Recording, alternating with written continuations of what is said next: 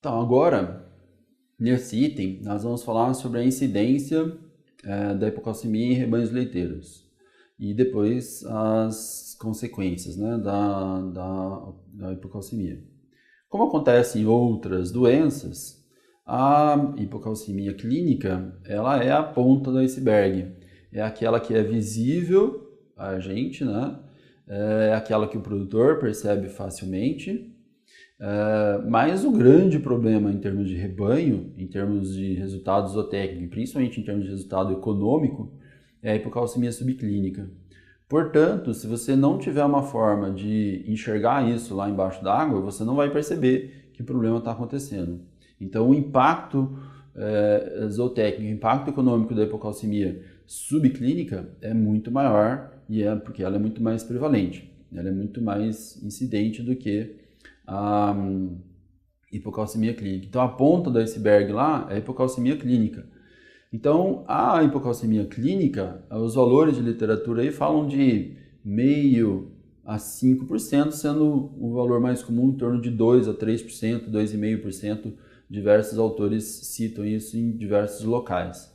Então, 0,5% de 0,5% a 5% de hipocalcemia clínica. De novo, é isso que é percebido, né? O grande problema é a hipocalcemia subclínica. Então, a hipocalcemia subclínica é simplesmente aquela classificação da vaca estar naquele momento que ela que foi coletada a amostra dela, ela está com nível de cálcio abaixo dos 8,5, ou o valor que se defina, né? 8, 8,5, 8,6. E no nosso caso que eu comentei já, a gente está trabalhando com 8,5. Então, foi diagnosticado com isso, ela é identificada, então ela é classificada como hipocalcemia subclínica. Mas é importante a gente lembrar que praticamente todas as vacas têm uma queda no nível de cálcio no periparto, né, no pós-parto imediato. Então, assim, dificilmente a gente vai conseguir fazer uma vaca produzir bastante leite ou bastante colostro e não ter hipocalcemia, né? Isso é uma coisa muito difícil. Então, digamos, é esperado que tenha um valor ali mais alto mesmo, né? Agora, o quanto disso é um problema, é isso que a gente, ou quão problemático é isso, é o que a gente vai discutir agora então. Então, o problema maior é a incidência, né, muito alta da hipocalcemia subclínica. Essa tem um valor muito alto. E o que a gente vê, uma dificuldade grande nos rebanhos brasileiros é a falta de diagnóstico, né? A gente não vê muitas fazendas se preocupando com fazer esse tipo de levantamento. Então agora nós vamos falar um pouquinho sobre o impacto negativo da hipocalcemia na produtividade e lucratividade das vacas leiteiras. Então, um pouquinho sobre a relação com outras doenças e impacto econômico. Então, hipocalcemia. Então, se não talvez o maior problema da hipocalcemia não é só ela por si. Porque é claro que se o cálcio tem diversas funções no organismo e ele está diminuindo, essas funções, por enquanto durar aquela calcemia, vão estar diminuídas, né? Isso é nítido, né? É fácil de ver, didático a gente vê quando a gente se depara com um caso de vaca com febre do leite. Então ali é o exemplo clássico, né, de que está faltando cálcio e o cálcio não está fazendo a função dela. E é evidente que aquilo ali por si só já vai ser um prejuízo. Mas existe um outro problema, que ela é um fator predisponente, bastante importante para uma série de outras doenças que a gente vai comentar em seguida. Então, a febre do leite está associada a grande parte aos casos de vaca caída, existem outras causas que levam a isso, mas a febre do leite está bastante implicada nisso.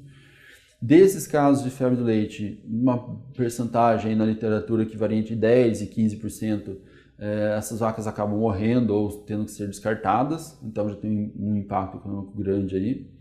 Há uma redução na produção de leite nessa lactação, que ela está começando, e vai haver um atraso para a primeira cobertura, né? Por quê? Porque pode haver um atraso para a primeira cobertura? Porque vão aumentar os dias em abertos. Então, a citação na literatura é de 5 dias a mais. O que ela está associada, então? Um outro autor citando, né, uma redução na produção em torno de 3 litros de leite por dia, isso falando de hipocalcemia subclínica agora. Há o maior risco de deslocamento de abomaso, porque uma das funções do cálcio é contração de musculatura lisa inclusive, portanto, se diminui a hipocalcemia, diminui a contração do abomaso. Já vou mostrar isso também, vou voltar nesse assunto aí. Redução da chance de prenhez na primeira inseminação, redução da função imunológica. Então, há uma imunossupressão por conta da hipocalcemia subclínica. O cálcio é um mediador imunicelular muito importante. Então, essa imunossupressão ela é bastante significativa no cálcio. Na hipocalcemia a gente vai falar um pouquinho disso.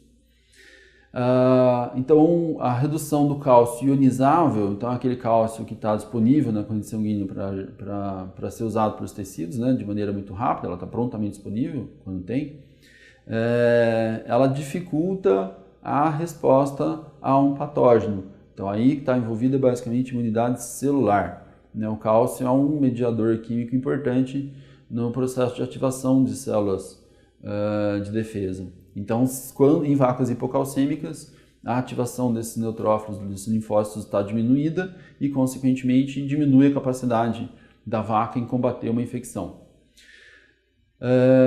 Nos primeiros 3 dias, então, ela predispõe a doenças uterinas e reduz a taxa de prenhez. Então, já vamos comentar isso também.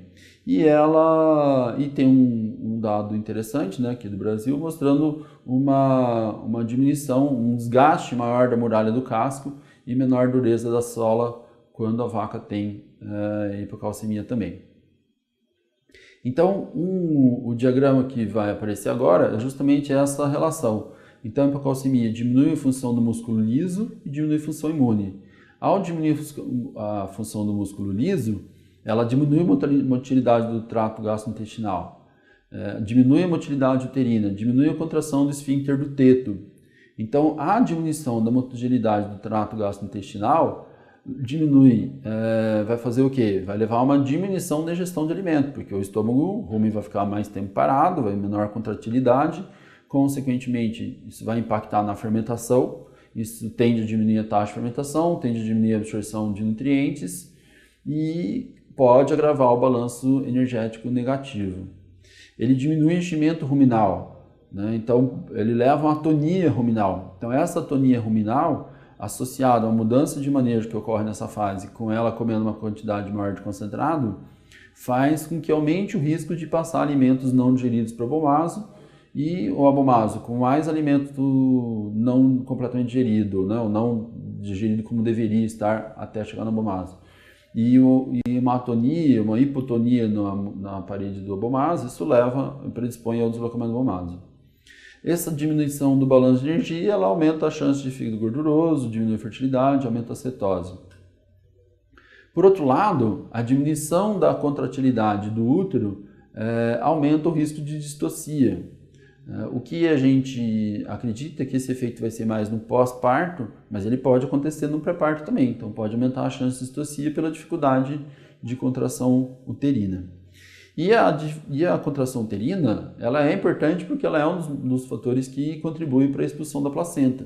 Então, se o útero tem uma contratilidade menor porque tem menos cálcio circulante, isso aumenta o risco de retenção de placenta, que por sua vez aumenta o risco de metrite, que diminui a evolução uterina, que diminui a fertilidade da vaca. Então, mesmo uma coisa aparentemente distante pode ser influenciada pela hipocalcemia, sim. E a diminuição da imunidade, por si só, né, diretamente, aumenta o risco de mastite, aumenta o risco de metrite, aumenta o risco de diminuir a fertilidade como um todo. Pela diminuição da contratilidade do esfíncter e pela diminuição da imunidade, você tem o risco de mastite, né? Então tem 2 mecanismos aí diferentes que atuam predispondo a vaca hipocalcêmica a maior incidência de mastite. Em termos de custo, a gente tem dados, né, publicados em outros países, basicamente nos Estados Unidos, que relatam lá no caso da hipocalcemia clínica um custo de $300, né, por caso. E no caso da hipocalcemia subclínica, em torno de $125 por caso. Não me prendo muito se o valor é exatamente esse ou não, né? Como é uma avaliação econômica, ela é sujeita a muitas variáveis. O fato é que são valores extremamente altos, e principalmente da hipocalcemia subclínica. Então, se a gente associar a hipocalcemia subclínica, com aquela incidência que nós comentamos, aquela prevalência que eu citei, e com esse custo, a gente conclui que chega-se a um valor extremamente alto, né?